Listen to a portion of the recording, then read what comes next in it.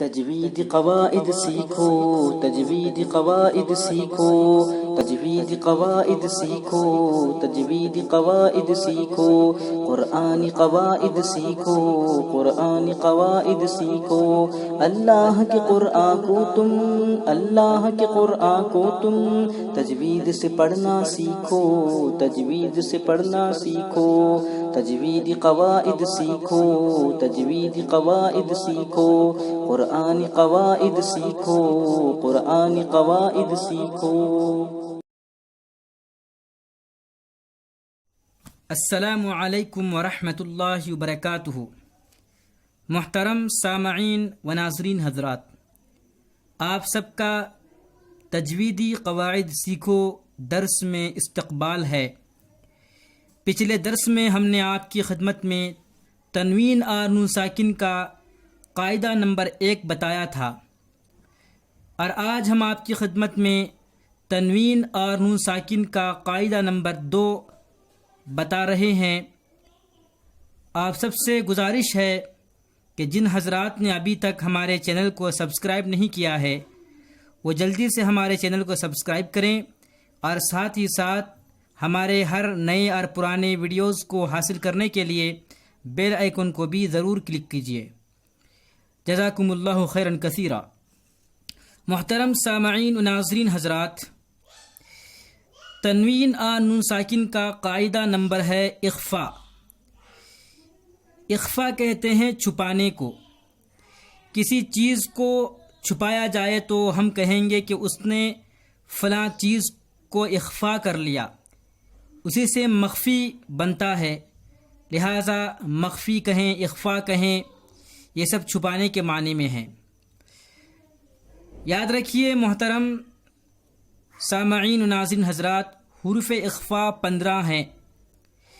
تا، ثا، جیم، دال، ذال، زا، سین، شین، صاد، ضاد، طا، ظا، فا، قاف، کاف، یہ 15 حروف ہیں۔ اور یاد رکھیے کہ جہاں پر ہم غنہ کریں گے وہاں پر ہمیں دیکھنا ہوگا کہ ہم کس وجہ سے غنہ کر رہے ہیں۔ میں نے پہلے بھی غنہ کی تعریف بتائی ہے کہ غنہ کہتے ہیں ناک میں تھوڑی دیر آواز روکنے کو غنہ کہتے ہیں، اور غنہ میں یہ ہوتا ہے کہ نوک زبان تالو سے ہٹا کر، یعنی زبان کی نوک جو ہے اس کو تھوڑا سا تالو سے ملانا چاہیے، بلکہ ایسا لگے کہ تالو سے لگا ہی نہیں۔ اس طرح سے اگر پڑھیں گے تو وہ غنہ کہلائے گا، اور اس میں ہم آواز کو چھپاتے ہیں۔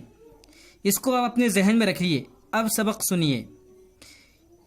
تنوین یا نون ساکن کے بعد حروف اخفا، یعنی جو 15 حروف میں نے ابھی آپ کے سامنے پڑھے ہیں، ان حروف میں سے کوئی بھی حرف تنوین کے بعد یا نون ساکن کے بعد آئے تو نون ساکن کی آواز اور تنوین کی آواز کو ناک میں چھپا کر پڑھنا چاہیے۔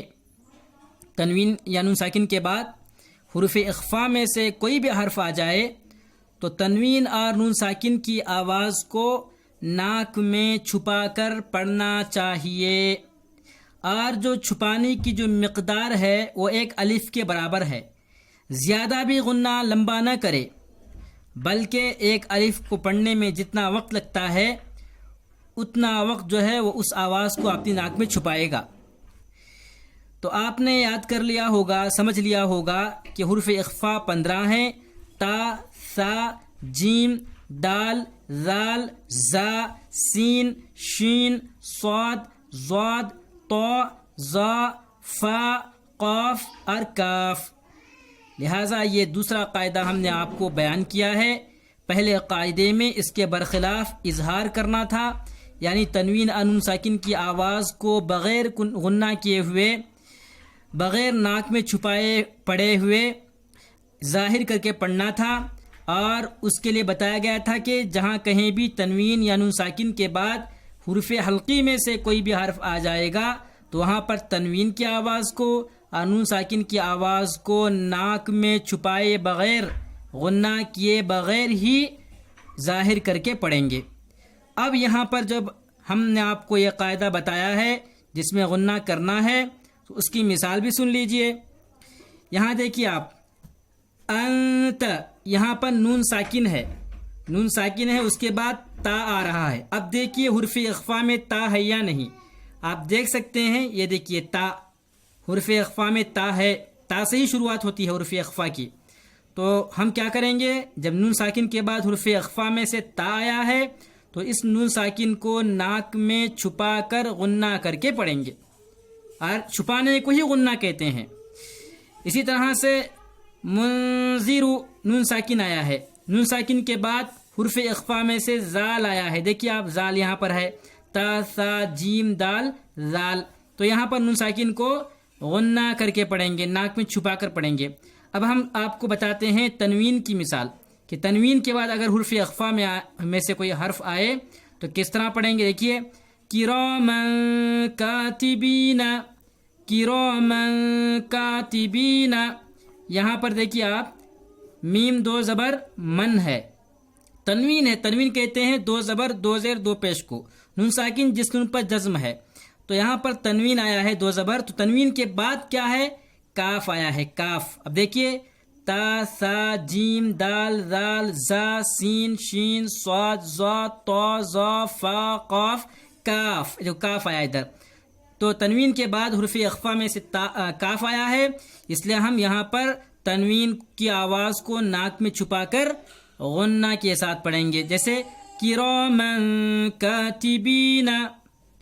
اسی طرح سے بقیہ تمام مثالیں۔ اب آپ کو یہ ذہن میں رکھنا ہے، یہ ذہن میں رکھنا ہے کہ جہاں کہیں بھی تنوین آئے یا نون ساکن آئے تو وہاں پر جو تنوین نون ساکن کے 4 قواعد ہیں، جن میں سے آپ کو ہم نے ابھی 2 بتائے ہیں اور 2 بتانے باقی ہیں، تو یہ 4 قواعد میں سے کوئی ایک قاعدہ ضرور ہوگا، جہاں پر بھی نون ساکن آئے گا، جہاں کہیں بھی تنوین آئے گا تو ہمیں ان پر غور کرنا چاہیے کہ یہاں پر کون سا قاعدہ فٹ بیٹھ رہا ہے، اور اسی قاعدے کے مطابق، اسی قاعدے کی روشنی میں ہمیں ان الفاظ کو، ان کلمات کو پڑھنا چاہیے، بلکہ پڑھنا ضروری ہے۔ تجوید کے خلاف پڑھنا بھی بہت جو ہے اس میں یہ بہت بڑی جو ہے کمزوری کی علامت ہے، سستی کی علامت ہے۔ جب ہم نے بتا دیا کہ جس کو معلوم نہیں تھا اللہ اس کو معاف کرے، لیکن جس کو معلوم ہو چکا، سمجھانے والے سمجھا رہے ہیں، پھر بھی جو ہے اس میں دلچسپی نہیں ہے، شوق نہیں ہے، سستی کر رہا ہے، بے فکری کا مظاہرہ کر رہا ہے، تو پھر اللہ کے یہاں پر اس کی پکڑ ہو سکتی ہے۔ اور اس طرح سستی سے پڑھنے والے کا قرآن مجید میں سے ایک حرف بھی اگر وہ پڑھے گا سستی کے ساتھ، اللہ اس کو قبول نہیں کریں گے۔ تو اس لیے ہم سب کو چاہیے کہ ہم تجوید کے ساتھ تمام جو رولس ہیں، جو قواعد ہیں، جو ضوابط ہیں، جو قوانین ہیں، ہم ان کا پاس و لحاظ رکھتے ہوئے قرآن مجید کو پڑھیں۔ تو یاد رکھیے، یہاں پر آپ کو دیکھنا ہے جہاں کہیں بھی تنوین یا نون ساکن کے بعد حرف اخفا میں سے کوئی حرف آئے گا، آپ کو وہاں پہ غنہ کرنا ہے، اور جہاں کہیں بھی تنوین اور نون ساکن کے بعد حرف اخفا میں سے نہیں بلکہ حرف حلقی میں سے آ رہے ہیں کوئی حرف، تو وہاں پر آپ کو غنہ نہیں کرنا ہے۔ یہی بس آپ کو سمجھانے کی ضرورت ہے اور سمجھنے کی ضرورت ہے۔ تو انشاءاللہ آئندہ بھی آپ کی خدمت میں اور جو 2 قواعد باقی ہیں وہی بتائیں گے۔ اللہ تعالیٰ مجھے اور آپ کو کہنے سننے سے زیادہ عمل کرنے کی توفیق عطا فرمائے، آمین۔ آخر میں پھر آپ سے درخواست کرتا ہوں کہ ہمارے ان اسباق میں اگر کوئی غلطی ہو گئی ہو، ایک انسان ہونے کی حیثیت سے ہم سے کچھ بھول چوک ہو گئی ہو، ہمیں معاف کریں اور ہماری اصلاح کریں۔ ہمارا پرسنل نمبر آپ کو انشاءاللہ دیا جائے گا، آپ اس پرسنل نمبر پر ہمیں رابطہ کر سکتے ہیں، ہم سے رابطہ کر کے ہماری اصلاح کر سکتے ہیں۔ اللہ تعالیٰ ہم سب کو جزائے خیر عطا فرمائے، دین کی خدمت کے لیے قبول فرمائے، آمین۔ السلام علیکم ورحمۃ اللہ وبرکاتہ۔